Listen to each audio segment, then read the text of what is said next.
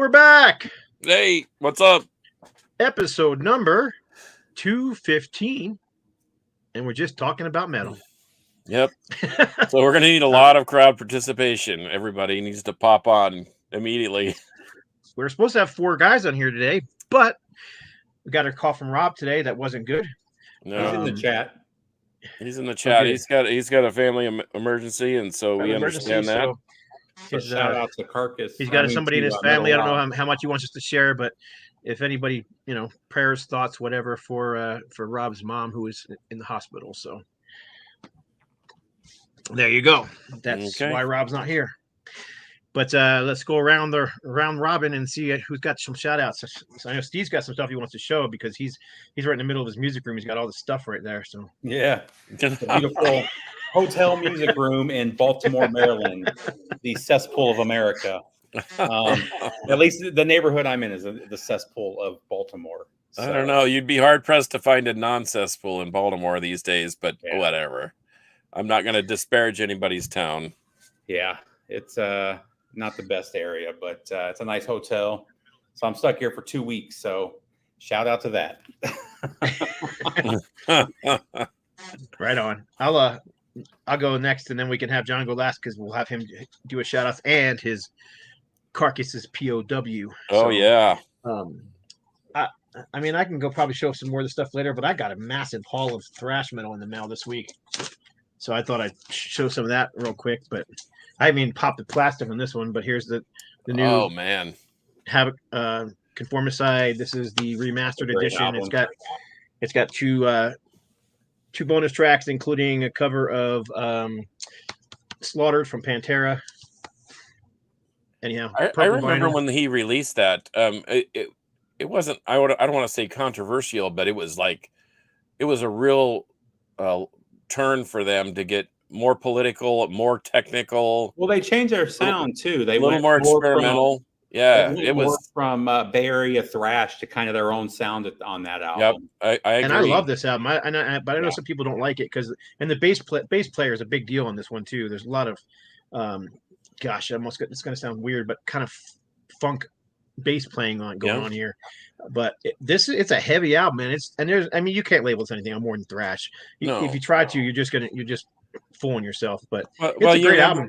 You remember when Death Angel sort of did the same thing? I mean, funky bass lines and thrash. I mean, it sort of has been going hand in hand for years. But man, the Conformicide rips. I really dig. I mean, even you remember Mordred, who did almost and they had turntables. They had turntables too. Yeah. The hype sticker on here says 2 LP gatefold, 2 bonus tracks, cover of Pantera Slaughtered. These songs are what made Master of Puppets, Rain and Blood, and Rust in Peace classics. Metalinjection.net. That's where that quote came from. Yeah. So we'll have to have Dave back. We'll have to have Dave back on. Maybe talk about some of this. I know they've got new stuff coming. So now this one's not new, but I'm going to show it for a reason because this album freaking rules. First of all. Oh yeah. But. Woohoo! The second album, Black River Flows, is in my hands finally. Yeah, my copy just arrived too, according to my wife. So I'm really disappointed I can't spin it. And you got a big old box that I sent you over there too. That's probably sitting there waiting for you. Yeah, as well, she said 5 boxes came yesterday, so I don't even know what all is there. But this is a little different. Again, this is more of a Bay Area style thrash metal. LA thrash, whatever you want to call it. This one here, they were definitely trying to make their own sound. So I hear a lot of Pantera influence on this album, but that's just my opinion. Well, and they were doing thrash when a lot of bands had stopped. I mean, what was that? 2010, 2009 when the first one came out. This is 2011 on the second one. Yeah. So, thrash, Silver and Black River Splatter, first time on vinyl, mixed by James Murphy of Testament, Death, and Obituary. That's what the hype sticker says. Those are both killer albums too. Yep. And then oh yeah, those are on the same box with my Lazarus. Amber Wave vinyl, thrash melodic death metal with rapid fire guitar heroics, first time on vinyl. For fans of I don't get this. What do you guys think? Let me know what you think of this. For fans of All That Remains, Kill Switch and Gaze, and Shadows Fall. Oh No, no, it's not metalcore. I didn't think so either, but they toured a ton with those bands. Yeah. No, sorry. in the first album, Pursuit of Honor. And I like this one. I also like the cover on this one better than the cover that's on the CD. You guys remember the cover on the CD? No, it's just like I got it right there. I should go grab it so you can show it to you. But I love the color on this one too. It's this deep dark red color with black like ribbons. Yeah, whatever you want to call it. It's just, I don't know how well it's going to show, but like clouds or red. Oh yeah, you can see them. Yeah, I still haven't seen a record that beats that. Who did the Exploded label? The what? Oh, that's Tourniquet. Oh my, that's still the coolest record I've ever seen. Yep, I've got one of those. The literally the label is in the vinyl. Yeah, it looks like the label literally exploded. There's little pieces of label all through the vinyl on both sides. Oh wow, it's really cool. And then Battlecross Rise to Power. That was their last album, right? Mm-hmm. Yep. Silver Bullet Power vinyl. Detroit Blue Collar Thrash Metal reached number 4 on the Billboard Heat Seekers charts, September 2015. That's what the hype sticker says. So are they just done now, or what are they doing? Are they? I don't think they're doing anything, but I know the label's been talking a lot to them. So I don't know that they're going to stop. They're going to do nothing anymore, but I think they're on like a break or a hiatus, whatever you want to call it. Hiatus, yeah. Of course, Ultimatum's been on a hiatus since 2012, so you you just never know. But anyhow, I thought that was temporary, freaking awesome. Yeah. That's awesome. All those came this week, so except for the one Lazarus AD, but it was very cool, and all of them were remastered by Rob, and all of them were I got to do all the artwork on all of this, so that's pretty fun. Yeah, very cool. So anyhow, so my shout out is to all those except for one. I see 1, 2. Yeah, all those except for one are on Backbreaker Records, and then the Havoc is on Brutal Planet Records. So, so shout out to Battlecross. Shout out to Battlecross is definitely not metalcore. That's what Metal Ben said here. Yeah, that's. And what's up, Metal Ben? Good to see you. Anyhow, that's my shout out for the day. So what do you got there? Well, I've got in fact, it's great to have a voice again, because last Thursday I had no voice whatsoever. So I may be a little grovelly and have to take a swig of some cold beverage. But I do want to shout out Fraser Dawson down in Houston. He actually listened to the Crypt and has been listening to the Crypt on a regular basis. In fact, he send me recommendations. And speaking of which, our friends in Pagan Fire, including Ninoy Padrajuan, who's the kind of the leader of the band there, sent me a request, and I accommodated them and played a ripping track from them.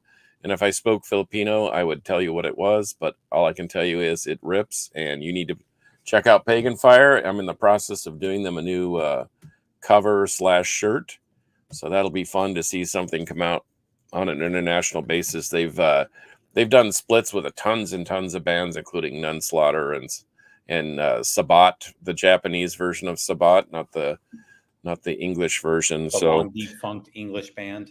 And also I'm going to shout out my lawyer, who's also a friend of the show and a friend of Rob's, Brett Stallcup. He's got a new podcast starting called Choices.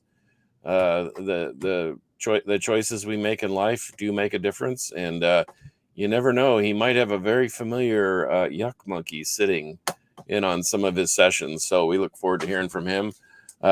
He's not your average lawyer. I actually drew him a tour shirt once because everyone says they thought he was a rock star, and I think he is too. He's a great lawyer. If you ever need any legal advice, that would be the guy I would call first. And I've seen him in action, and he's great. And we look forward to hearing his podcast. And like I said, his yuck monkey may be a familiar face to you. But anyway, so pick of the week. Yes, it is I'm going to shock. We need some theme music or something. I'm going to shock the world, because I know that there is a misconception that I hate Metallica, but I don't. So the wrong M. Sorry, that was Marie Osmond. I apologize. This is my pick of the week.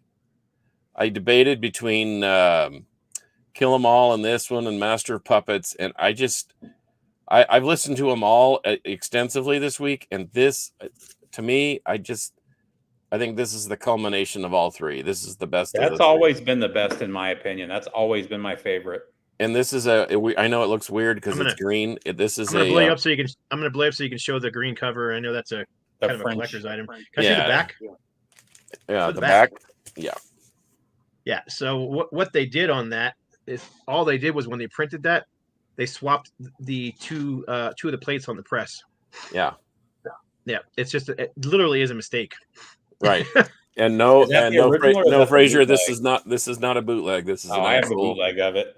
Is an actual. I mean, you can get bootlegs all over the place. In fact, our good friend, not bootlegs. I'm sorry, special pressings. I know our friend Henry at Born Late has different colored versions, but mine. So I don't know. I think every collector should have this. I think you can go back and forth between. I think this will send you down either direction in the Metallica catalog, but I like the first three the best. Justice for All started to get kind of weird for me. The sound was so overproduced, and the clicky drum pedal drums and the no bass just drove me insane. But I think everybody needs that. I think it's one of those staples. It's an Islander, in my opinion. So anyway, I don't disagree. I like that album a lot. This is by the way, I went and grabbed it while you were talking. This is the Battlecross. Oh cover. Yeah, I do like the new art better. Yeah, so that's the CD. And that's the vinyl. And so I got away from the self-titled because obviously we did Boston self-titled, Black Sabbath self-titled, and the Rigor Mortis, which was last week, and when we had Kerry Crafton on. But I guess I could have gone with the Metallica Black album, but I couldn't bring myself to even get in that same room. So, yep, Metallica Ride the Lightning. I think it's worth everybody's buck if you can find a good copy. Heck, even Walmart released a blue version of it, and it sounds great, quite frankly. And for $22, you can have Metallica Ride the Lightning on blue vinyl, and plus it sounds great. Go for it, man. I bought the Kill 'Em All from Walmart just because I wanted a player copy. Right. Didn't want to have to play my original copy anymore. If I could find the blue version of Ride the Lightning from Walmart, I'd grab it. But every time I'm in Walmart, gone. Well, I can grab one for you if you'd like. In fact, I'm making myself a note. I'll grab you one. Cool. Let me know, and I'll send you some money. Okay. So, I guess we're done with the intro stuff. Yes. Now we're absolutely scatter shooting. Well, I picked up this. Obviously, I pre-ordered it. It's the new Ace Frehley, 10,000 volts. Listened to it 3 times already because I'm kind of a Ace and Kiss fanatic, but specifically Ace. Have you heard it yet, Steve? No, because it came after. It came. That's one of the while you were in Baltimore. Yeah, I was kind of Rob was going to be on the show because he's been listening to this as well, and I ordered the silver one though, the one with the silver cover. I actually have 2 coming. I have the cherry medicine cover is coming as well. The one I have is like a silver cover with the lightning bolt on it. Yeah, this one's got a, I don't know, it's got like a lips and a tongue, and it's for cherry medicine. But anyhow, I gave this thing a listen. I really enjoyed it. I'm a big fan. I like it way better than the last album, which I have a copy. No, I don't. That's Origins. Who asked about the album cover for Accept? I don't know. Where do you see that at? Hang on. Anyhow, looks like we're getting a lot of comments on their new album. Glenn Rogers. What do you think of the new Accept album art? LOL. Oh, we'll talk about that too. I'll tell you what. I'll pull that up real quick, and yeah. But we're getting comments on the Ace. Anyhow, the Ace Frehley is the 10,000 volts. It's a great track. I mean, it sounds like classic Ace. It's just a heavy rock song, you know. It's cool that he recorded "Back in My Arms Again," which is a song that they demoed back in the Frehley's Comet days, back in the 80s. Never made it on a platter till now. So it's kind of cool they pulled that back. There's an instrumental on here called Stratosphere, and the album ends with that, which is kind of cool. It's kind of the way most of the Frehley's Comet albums end. And my favorite track is probably Cherry Medicine, even though he says the word medicine very weirdly in the song, but I still like the song a lot. I think I don't know that every guitar solo is Ace on this one though.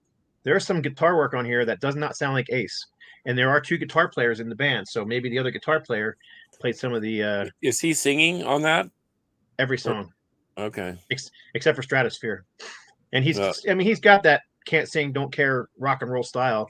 I described that, Uli Roth and Joe Perry are the same way. They can't sing to save their lives, but they do it anyhow. But it's rock and roll, and who cares? Yeah. Ace has got character. I mean, that's all it is. That's what it is. You either like him or you don't. He's not the greatest, guitar player in the world, but he's definitely one of the most influential guitar players in the world. I will tell you that I had the strangest Ace, kind of an Ace Frehley Kiss episode on. We play trivia. The Queen and I go play trivia on Thursday nights, and the guy that was running he plays music in between questions and what have you. He played "Getaway" by Kiss, and then played another track that Ace sings on. And for the life of me, I can't remember what it was, but it was like, man, I double bill of Kiss, and I mean "Getaway." Who sings that? But anyway, good song. Yeah, deep cut.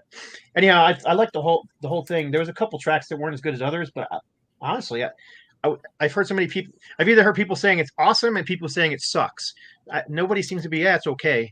That's all I hear is it's awesome or it sucks. Nobody, but I think it's really good. I think it's way better than the last studio album, and I really enjoyed it. But not every song on here is like the 1978 album. I think is brilliant.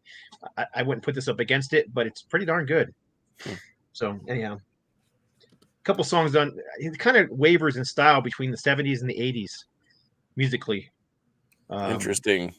Yeah, Back Into My Arms Again definitely sounds like it could have been recorded, for the 78 solo album. But then other songs kind of have that 80s vibe. But Steve Brown is the guy who produced this thing, and Bruno Ravel is the guy who mixed it and mastered it.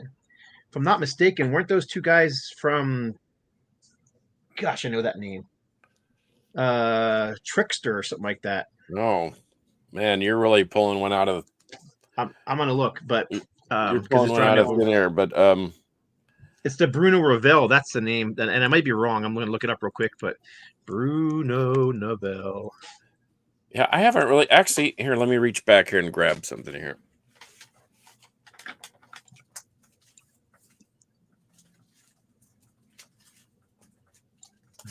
Bruno Ravel. I don't know.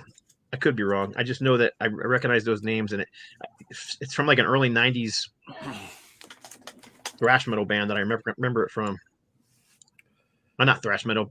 I mean, I'll be honest with you. I've been on a major budget, and the AC in my car just took a pill, and I've been waiting for an appointment for 2 months almost. And of course, anytime you take your car to any place and say, I have an AC problem, what the next words out of their mouth is, well, it'll probably be about $1,000 to fix it. And yeah, so I'm really on a budget, but here we go. Bruno, see, our people that watch our show are awesome. Bruno was in Danger, and Steve Brown is from Trickster. So there you go. Okay. So they just kind of have that late 80s, early 90s influence, and I wonder how much of it's their influence on it. But Danger, I enjoyed it. Danger with Andy Timmons. Yeah. Well, speaking of things that you picked up, this is the only thing I picked up in maybe 6 weeks. It's kind of a weird. They had several versions. They had a blue version, a green version, and a red version, and they all have a different colored hype sticker. That's how you knew. But this is called In All Her Forms. This is a band called Devil's Witches.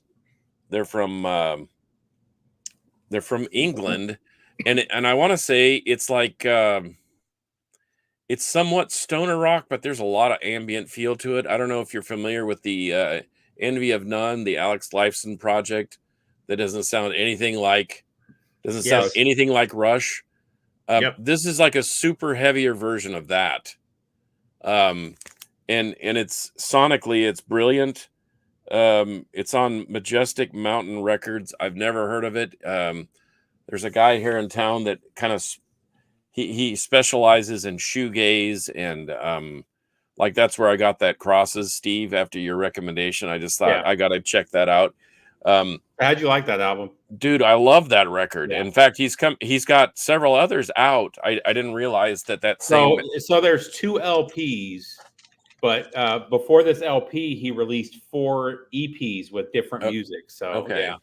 Well, I'm on the hunt for all of them, but the St. Marie Records where I picked this up, I was just in there talking to him one day about how business was and whatever, and the record industry is really fickle, and it runs in highs and lows. But he recommended this thing. He was playing a song in the store. All the more reason why I love to shop at an actual store, because every time I go into Born Late, every time I go into St. Marie, or any of these places, if they're playing something, it intrigues me enough to at least ask. In fact, I would have never ever bought Yes Relayer if one of the guys at one of these stores that I was in was playing, and I'm like, man, this sounds like Yes, but it's unlike anything I've ever heard. Yeah. And sure enough, and he had a cheap copy, so I bought it. So let the music do the talking, as Mr. Perry would say, right, Scott? But Yep. but yeah, Devil's Witches in all her forms, maiden, mistress, mother, and matriarch. It's kind of it's a very chill record with some heavy guitar work, massive drum sound, and kind of easygoing, ethereal vocals. I don't even know who I would compare it to. It's not a rocking record at all. But it's good for your chill time. And I've had these moments where music has been my therapy, and that fit right in there. I mean, like even that Crosses, Steve, I listened to that out in the big room. Yeah. Because it sounds a little more ominous out there than in my office. But yeah, it's kind of along that same line. But not quite as trippy as the Crosses thing. Yeah. But anyway, highly recommended. And I guess it's metal. I don't know what's metal anymore, right? Well, people are arguing that Anthrax and Metallica aren't metal anymore. So whatever. Well, I hear the argument, and I would almost agree, especially about Metallica. I was listening to Load and Reload, and even Saint Anger, and it doesn't sound metallic anymore. Load and Reload are hard blues albums. They're not. I don't think either one's metal at all. Personally, no. I didn't think at the time it was metal either. No. Now, Death Magnetic, I don't know what kicked him into gear for that, but yeah, that's better. And we don't even want to discuss Lulu, because I don't know what was going on there. Lots of drugs. Maybe. I mean, maybe that was before the stint in rehab. I don't know. I don't blame them for that, though. If you're in a big band and somebody like Lou Reed says, "Hey, let's do an album together," are you going to tell Lou Reed no? Probably not. But I'm a table. I'm a table. I'm a table. Oh, come on, man. Yeah. But yeah. But that's the thing about metal, is that it's not extreme one way or the other. It's just there. It's like everything in between. Metal used to be very two-dimensional. It was either super heavy or super hairy, but now it's just like this 3D omnipresent. It could be anything. I just kind of look at it as an umbrella. There's the umbrella for metal. Sure. There's all this different stuff. And it's funny. You look at it like a lot of the, I hear some black metal from time to time. Most of the black metal that I hear now isn't really metal. Most of it's more ambient or post-rocky, Yeah. Yep. So, just so we don't forget, Glenn Rogers asked what we thought of the new Accept album. So the new Accept album. So the reason he's asking is because the new Accept album's name is Humanoid. Mm-hmm. Oh, interesting. I've heard of that. Yes. And of course you have, because the Glenn's album from last year, Primal, was called Hugh Machine. So, and then the front cover of the new Accept album looks suspiciously like Hugh Machine as well. So that's why he's asking about it.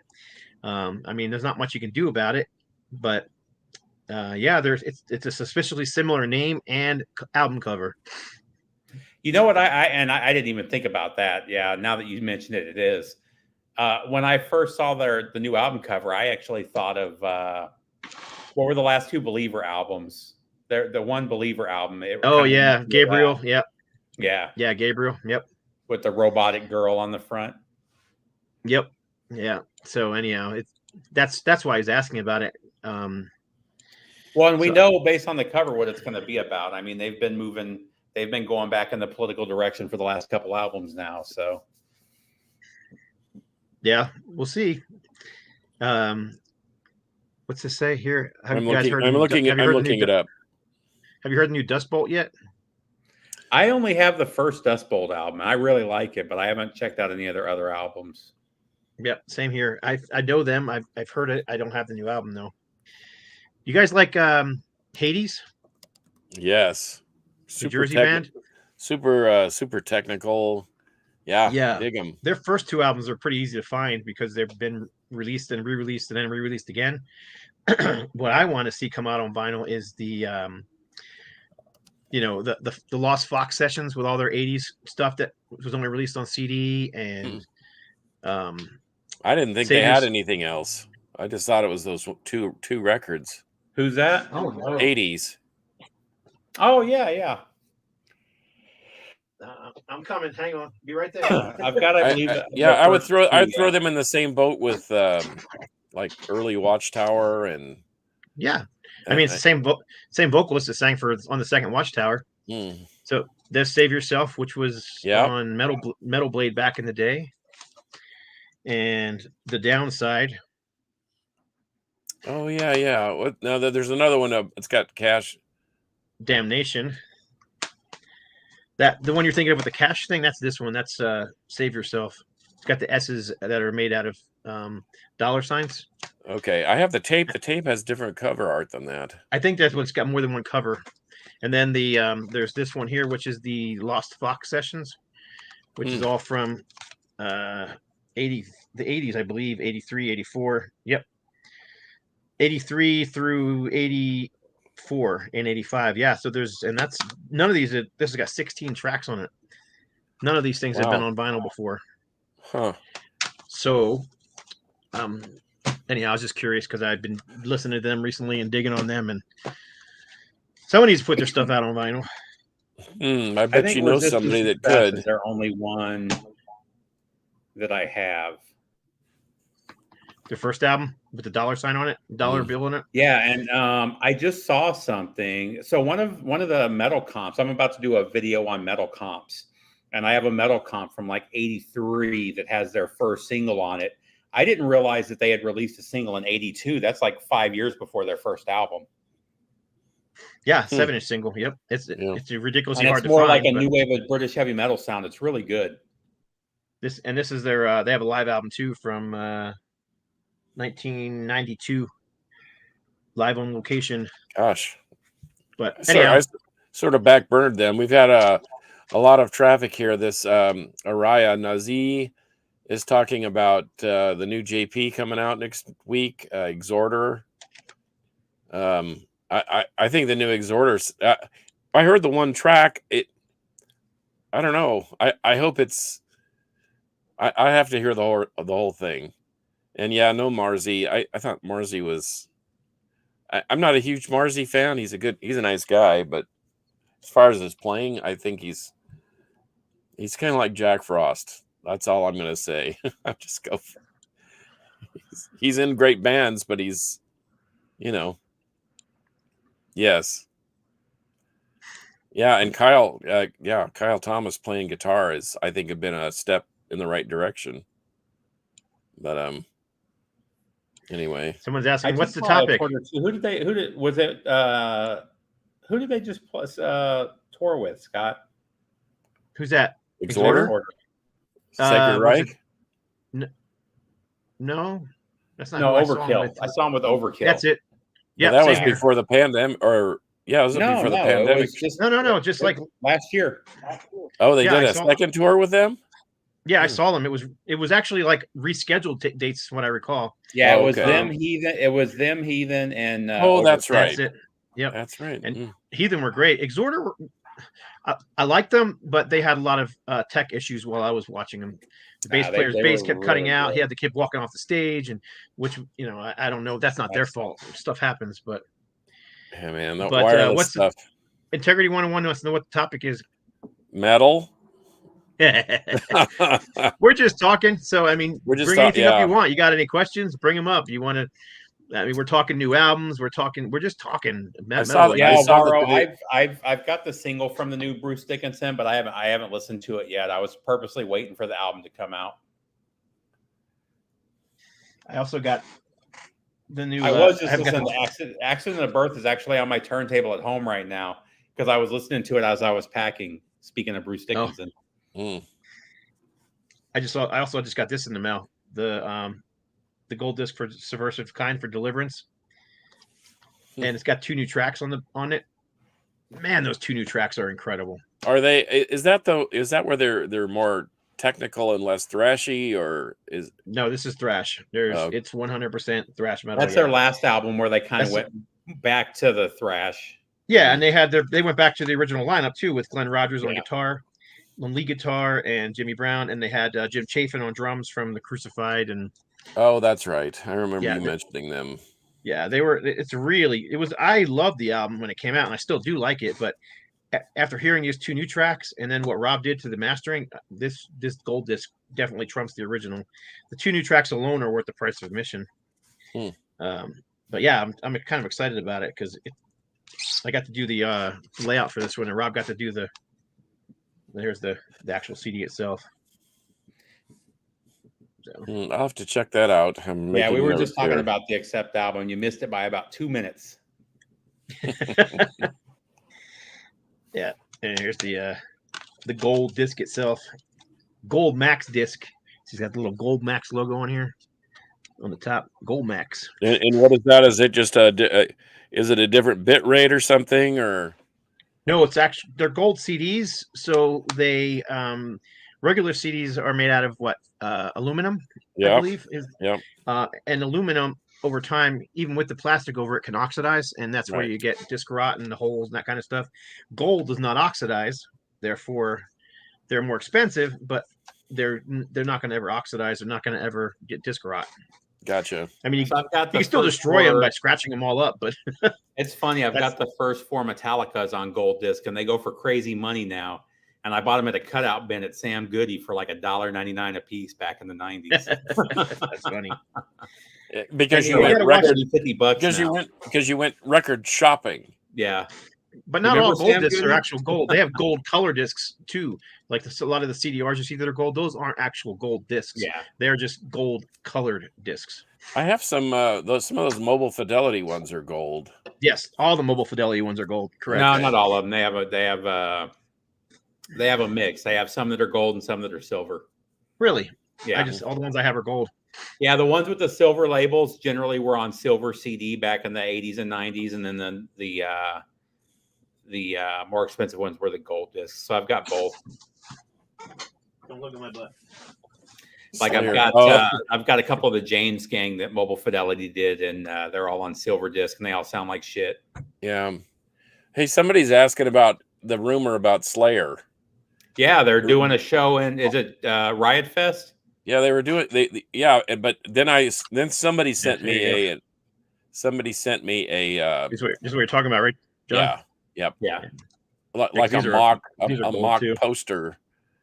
A mock poster of the of other concert dates.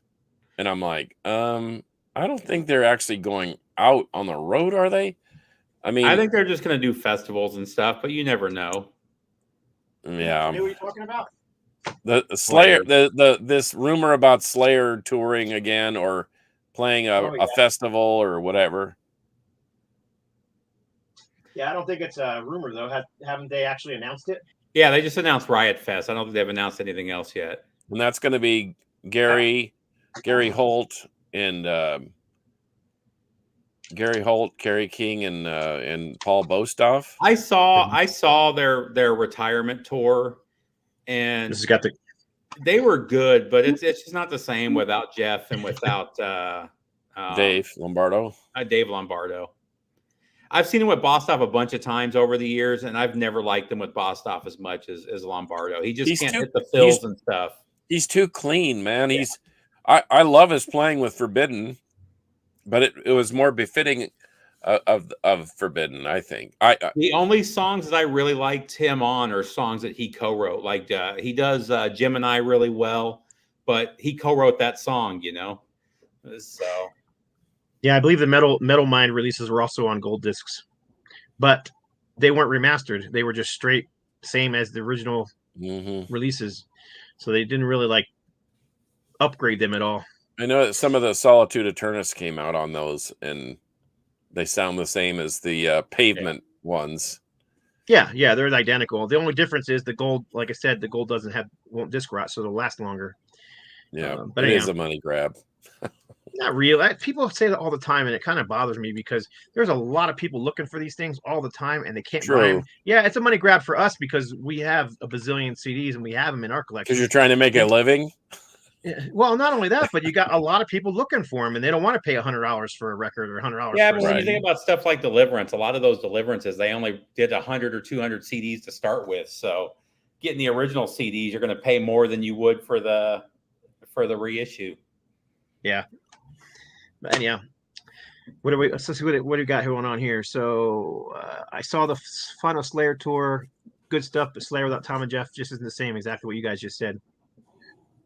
Yeah, and then, it was a great tour, but I thought it was a great tour. More for the Slayer other is a money grab. Anthrax and Testament there too. Yeah, but you can say that about Pantera. You can say it about you can say it about anybody that gets back. A Kiss.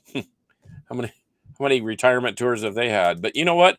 There are a whole lot of people, despite the success of, say, a Pantera, that didn't get to see him. Well, the thing about Pantera too is they brought in a drummer and a guitar player that are just as good as the original guitar player, and I wasn't expecting that to be a great show. And like I said this to I don't know if I said it on here. I said it to Scott for sure. They sounded better when I saw them last year than they did in the 90s when I saw him, because Anselmo was coked out of his brain the first time I saw him, and he couldn't get through a whole song without mumbling about something, you know? Yeah. Anselmo just didn't sound good when I saw him in the 90s, whereas he sounded really good last year. Well, all those guys are fit, and all those guys are actually healthy for once. Yeah. I know Philip in particular, he's had, surgeries and recovery from this, that, and the other, and he clean living is to his benefit because he goes 90 to nothing when he's on stage. But all those guys, I mean, Zach has cleaned up and trimmed down and gotten healthy. Charlie, it was cool to see him too. You know, he would go in when he was on drugs. He would go into these crazy rants in between songs, and he didn't do that at all. He just did the songs. He said a couple words here and there. It was really good. Yeah, true, Papa Wayne. Papa Wayne said, as long as we keep buying tickets, bands will never stay retired. Well, that's true. Yeah. That's the same thing for we'll see how that goes with the Kiss Avatar tour. See how many people buy into that. Gosh. Well, I mean, they did the Dio Avatar thing for a little while. I think that's been retired already, and the ABBA thing they're doing over in Europe is apparently making buku bucks. So I don't know what it is about ABBA, but they just love that stuff, man. Hey, they were they were the Eurovision. They're like the top Eurovision band of all time, aren't they? Yeah, something like that. Oh, by the way, speaking of old retired bands, I was just thinking about Grand Funk Railroad the other day. I have a friend here locally that is a budding musician, plays all his instruments, whatever, has a cool band, Grant Morrison, and they invited us over to the jam space to just kind of hang out and listen to the whole set. He's got horns. They were acting as just a 3-piece. He plays bass and sings, but they did one of the best covers of Grand Funk that I've ever heard. And I just thought, man, and I said, where did you come up with the idea to play that? And he said, it's just such great music. And then I started thinking about it. And the song's like 40 or 50 years old. Yeah. Yeah. And then that means I'm pretty old because I remember that as a kid. But but anyway, so it's cool to see. You're almost over the hill. almost over the hill. But Yeah, I and we guess were just talking about Kiss. Isn't Kulik playing in Grand Funk now? yeah, he sure is. Yeah, he's been playing for a long time with Grand Funk, Yeah. probably longer than he played with Kiss. Yeah, That was, I mean, it it's was kind of probably like it's like Tommy and whatever playing with Kiss. I mean, that lineup of Kiss has been stable for what, 25, almost 30 years. yeah. And but anyway, I think there's something to be said for longevity as a band. But anyway, you're the same as James Frazier. You're the same as James Rivera. I think I'm actually older than James. I think I might be a year older, but not by much. Yeah, But you I got to can't show sing like James Rivera. that James Rivera record, Scott. What's that? You got to show that James Rivera record. Oh, I can. Don't I you? got it right here. What, Destiny's End? Did that finally come out? No, that's coming. That's on its way. No, this one, the Metal Oh, Wave. Metal Wave. What a cool concept, don't you think? I thought it was a cool concept. It's also, why did they call it Hellstar? Hellstar. I mean, yeah. No, it's James Rivera's Metal Wave. Okay. It's all the guys from Hellstar, with though. Larry Berrigan on guitars. Oh, yeah. So it's James Rivera and Larry Berrigan who are Hellstar. Well, yeah, but then there's Gareth, and there's Andrew, and then there's Mikey, and are they on that too? There's a lot of players on this thing. But Okay, the main two players are James Vampire Rivera, and Larry Berrigan. But yeah, it's all 80s new wave songs. Yeah. But and I was talking to a friend of mine. He's like, I don't really like cover albums. I'm like, just listen to it.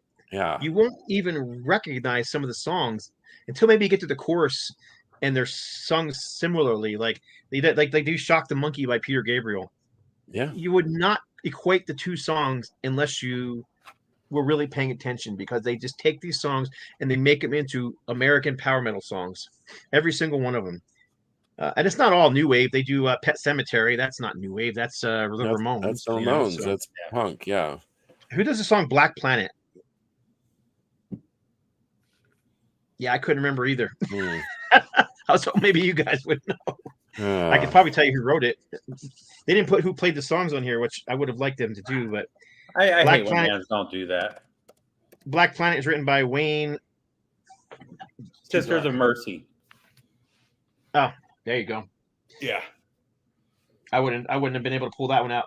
Oh, bang. Yeah, this is, I mean, I love James Rivera's voice, but it's funny. I posted this on Facebook, and there's one guy on Facebook who was coming on saying how James Rivera is one of the worst singers ever, totally overrated, always out of key. And I'm like, always out of key.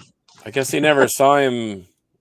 I don't know. We saw him in Salt Lake back in October, and just at a super random thing. And then he was here in Dallas not too long ago, and I like the I like that whole what is it? It's like a tribute to his. I guess it's a tribute to himself, because that guy's been in Flotsam and Jetsam. He's been in Killing Machine, Seven Witches.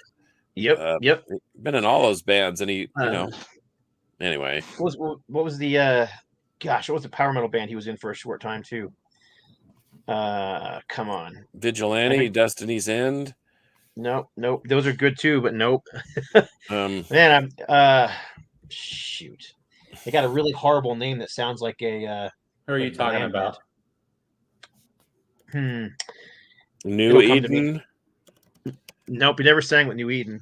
New Eden joined three of the members of New Eden with him formed Destiny's End. Oh, that's right.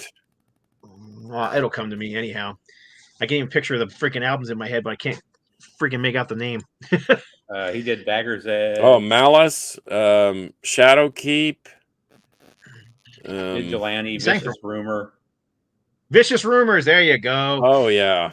American power metal band with a name that sounds very much like a glam band. He still has probably shards of a Lowenbrow bottle in his head from that little experience, but that's a inside joke that he and I have. Yeah, well, it's pretty well known that project kind of blew up. They weren't getting along too well. No. No, everybody, and yeah, it was the whole band. It wasn't just James, but anyway, Yeah. he got caught in Was the he part of crossfire. Texas Metal Outlaws? Was he on that one? I do believe he was. That's crazy how much stuff he's sang on. I know he's been around since what, 81 or 2. Yeah, I'm I just saw glad he him back kept then. Hellstar going that whole time. He was still putting out stuff under Hellstar. Man, the I Hellstar saw stuff him is back just to had to be 86, 85, 86, touring. They were touring with TT Quick. TT Quick were the headliners. Is there any band besides maybe Overkill that just keeps getting heavier and heavier with every record? Those Hellstar records are just savage. Yeah, they got a new one. When does their new one come out? It comes out in the next month or two, doesn't it? I think so. I just got the single right before I left. Yeah, we need to get him on. We need to Yes, get him we on do. the, I've been saying on the that for a show. while. Okay, well, I'll spend some time on it this week and see if I can't get him to join us. Even having Larry Berrigan on would be fine with me. I think either one of them would help. Well, we had him on early into the It was a long time ago. The single digits. In fact, we interviewed him out behind the place called Reno's in Deep Ellum when it was still safe to be outside the venue. Well, it wasn't really safe to be inside or out, but it was safer inside than outside. But anyway, I'll try and hit him up and see what happens. Both those guys. We got a question here. Any of you guys remember the side project that Bobby from Overkill did called The Cursed? Yes, I do kind of remember that. And then his two guitarists were in a project called doggone it. A thrash is a thrash I thing. always tell people you turn the camera on and suddenly I get stupid and forget things. Oh my gosh. I didn't know Atrophy had a new album out. I didn't know Atrophy had a new album coming out either. I'm gonna look for it right now though. Yeah, I understood that would, yeah.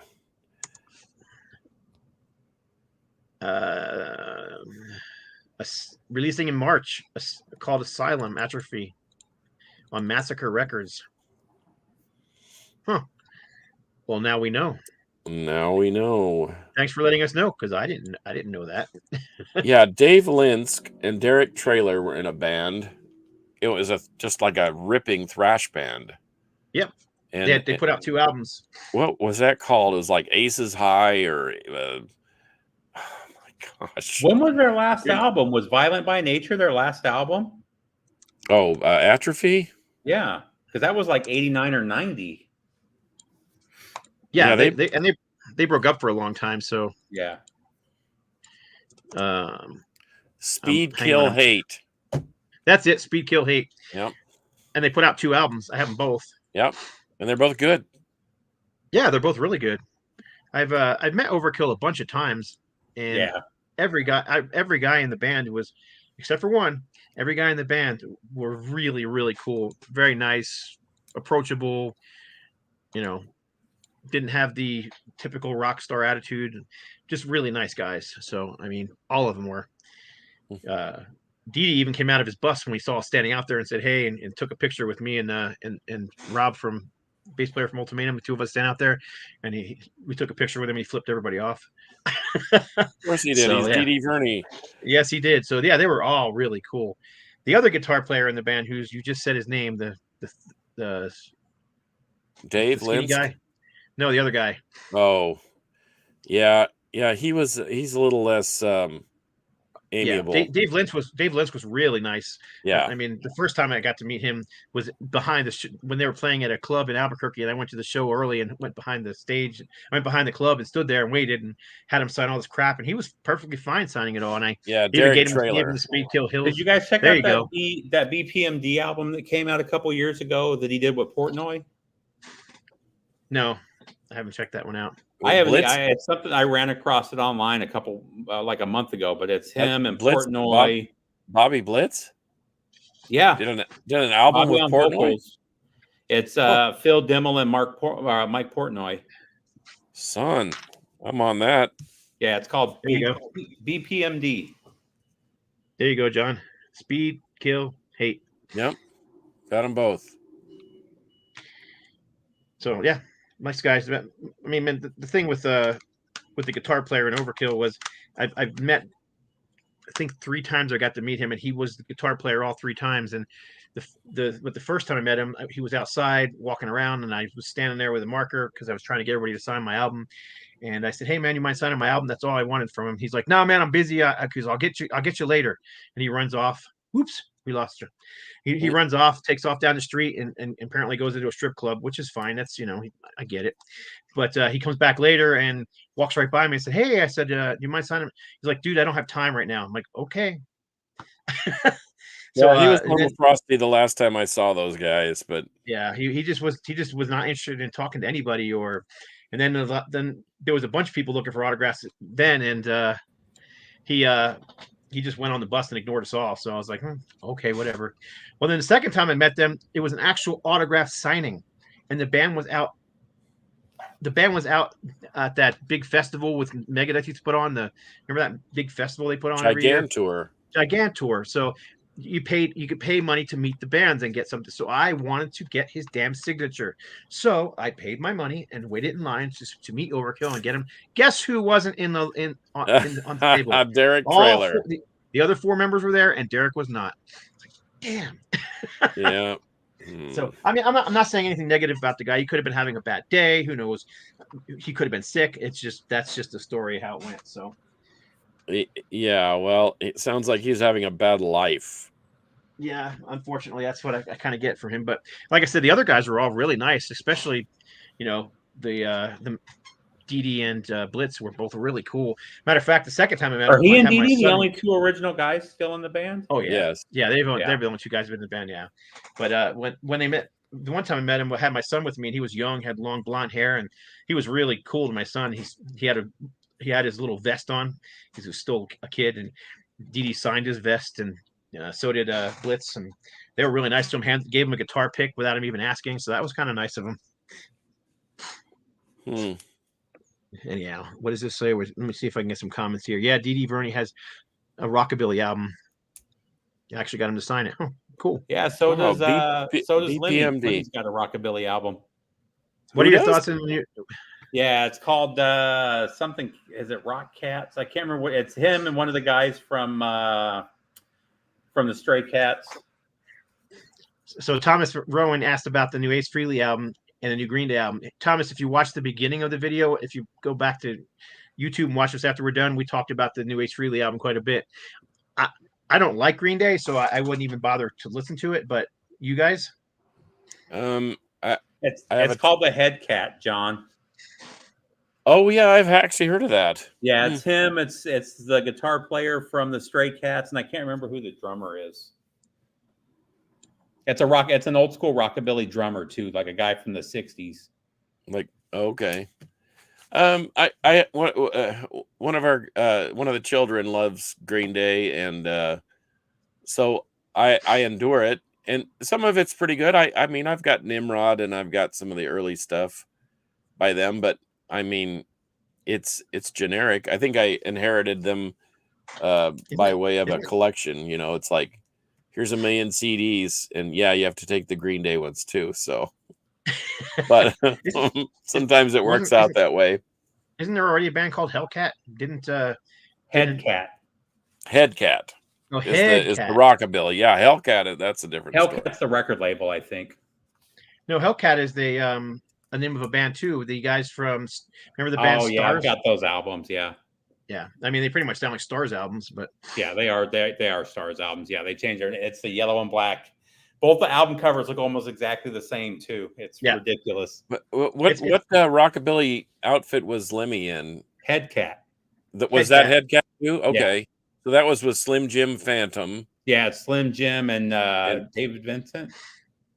David Vincent. That wouldn't surprise me because that dude's been in such wacky, the Genitortures, the Morbid Angel, of course, and then what was the Morbid Angel that they remixed for here's what happened. Record. So it's Danny Harvey from the Rock Cats is the guitar player, and then after Lemmy died, David Vincent took over. He replaced Lemmy. Huh. Well, I mean, even Jeff Walker has a country record. Jeff Walker from Carcass. So does what's the Metal Cowboy? what the hell is his name? Keel, Ron Keel. Yeah, Ron Keel. Ronnie Lee Keel. He's got it actually says Metal Cowboy on his arm. He's got it tattooed. Metal Crimson Glory. I thought the Metal Cowboy was Cody Jinks. You familiar with that guy? Yeah, I saw him live. I love that guy. Yeah, he was in a death metal band back in the day, and an alcohol mine and Scott's friend Billy. He was his photographer on one of his shows, and he brought the metal album to him to get signed. He's like, "Holy shit, I don't even have that on CD." I got a Grail in the mail. Okay. Lonely. Oh wow. Hey, Niels Johan Odegaard from Norway, all the way from Norway. Sovereign. I'm guessing that's the Sovereign from India, from Bombay, because they rip. So if you can give me some clarification on that, that's an interesting new release, in my opinion. No, I didn't get that from Gary. It's a Norwegian death thrash band. Sovereign is from Norway. Okay. Yeah, it's the album is Altered Realities. Yeah, it says they're from Norway. Cool. Making notes. Hey John, do you know he's coming to Houston next week this Saturday? Who's that? Fraser. Who are you talking about? Yeah, who are you talking about, Fraser? There's a lot of people that go to Houston. I just don't know. It's just mixed in with a bunch of other people, so I don't know what we were talking about when you put that on. Sorry, I got behind on the comments there. We're almost done anyhow, so we can talk forever about metal. Next week we'll have a topic. So we're gonna probably start doing things a little differently on the show. We're gonna not have 4 guys on here all the time. We're gonna probably mix it up and have 2 and 3 guys every week. So. That way, if someone's sick, we can continue to do the show. That way, if Rob's got to work, we continue to do the show. So I think that's a good idea. Sure. And I think we're also going to start getting in doing some more segments like Carcass's POW. So we'll all seem to get one. Carcass Pow. Pick of the week. Prisoners of War. So yeah, anyhow, that's just something we're working on. So, and then of course we'll do more topics, and we've got some more guests coming up. But yeah, this was pretty cool just to sort of roll the ball out and let's see who picks it up and whatever. I mean, we seriously didn't have anything we were going to specifically discuss. So nope. We just logged on and started talking. Yeah, I like it when it's kind of organic and it just happens on its own. Yep. Metalheads in the wild. He's coming. Who is it? Oh, David Vincent. Oh, David Vincent.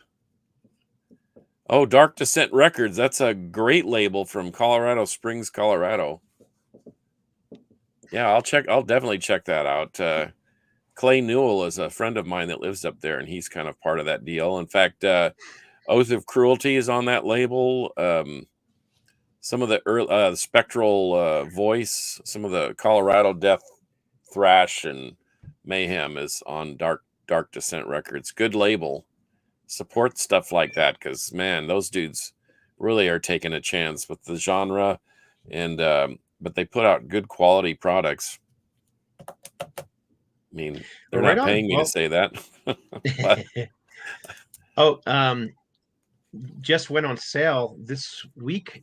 Is the Iced Earth Melancholy EP? If anybody cares. Is that and that's on you? You guys had something to do with that, right? I got to work on it. I did. It's not on my label or anything. But there is literally only 300 copies worldwide going to be pressed, and no more. I'm surprised they even let us press it because Iced Earth stuff is like locked and sealed, and they won't let anybody do anything with it. Yeah, he usually does it himself or through one of the couple labels he works with. Yeah. So if anybody's interested in that, it's backbreakerrecords.com. I'll try and remember to put a link in the description box here. I'll do it right now so I don't forget. Backbreaker Records. I actually saw him and bought that EP from John Schaefer. In fact, Destiny's End was one of the bands opening for him. Yeah, exactly. I saw that tour too. At a place called Backstage in Houston. Oh, check it out. I actually have it sitting right here because I worked on it, so I happen to have it sitting here somewhere.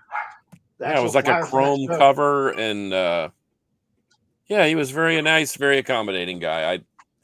I know he gets a lot of bad press because he's like some whatever, but yeah, there it is. He's always been a really nice guy. He's always hung out and signed stuff. He's always been really cool. Yeah, he was really cool when I met him. People just don't like him because he was one of the guys that walked into the Capitol for 2 seconds and walked back out. Yeah, and he got the shaft, man. I'm telling you right now. I guess you can burn down a building in Minneapolis and get away with it. And you know what? I don't want to get political, but anyhow, yeah, it drives me insane. But you're right. Yeah. So I mean, they got video. You've seen the video of him. He basically has I think he's got a flag or something in his hand. He walks into the building, which they let him into the building. Right. He turns around and he walks out of the building. And didn't he do jail time? He did he was in jail for like a year. Yeah. He was in more than just jail. He was in like solitary. Lee, I just no and politics. He turned himself in. I know. I don't even get me started. Yep. Anyway. All right, that's enough. That's enough of that before we get off on a bad, the Viking bad and topic. me will come out, and I'll go get the sledgehammer. Anyway. Okay, well, for episode number 215, I got to find the banner so I can get us out of here. There we go. For episode 215, just talking metal. What do you got there? Metallica. Yeah. Nice. I'll leave it alone. You collect 7 inches. So I do, and I actually have a bunch of Donnie and Marie. He has the Osmond. He's got the world record. If you have this, it wouldn't. I guess I shouldn't be surprised. I don't have that one actually, but I actually don't have that collection anymore. Do you have? I'll send it with the Metallica Ride the Lightning on blue vinyl. Okay. Perfect match. All right, you guys know how we do it, right? Yep. Metal. Will. And then I leave you guys hanging while I look for the outro.